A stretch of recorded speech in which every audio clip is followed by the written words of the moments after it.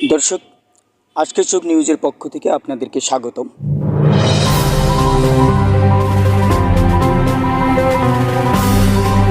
সামিয়ানা বিশিষ্ট যে মাঠটি ঘেরা আমরা আজকে সেখানে উপস্থিত হয়েছি সেখানকার খবর জানাতে।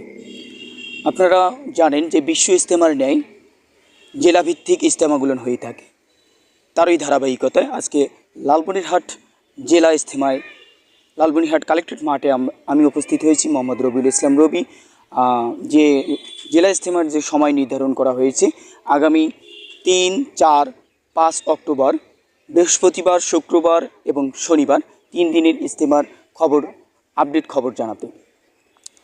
আপনারা যে দেখতে পাচ্ছেন প্রস্তুতিমূলক সেখানকার কাজ চলমান রয়েছে। আপনারা জানেন যে 3 দিনের ইজতেমা অবশ্যই ব্যয়বহুল কাজ, সেখানে আগে থেকেই কাজ করা শুরু হয়ে থাকে।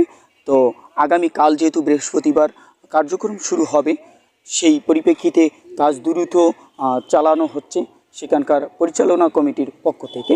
তো সেখানে কাজ চলমান রয়েছে, অনেক দূর দূরান্ত থেকে সেখানে মুসল্লিগণ এসেছে জায়গা না সংকুলনের জন্য, যে 3 দিন তারা থাকবে সেই ব্যবস্থা গ্রহণ করে।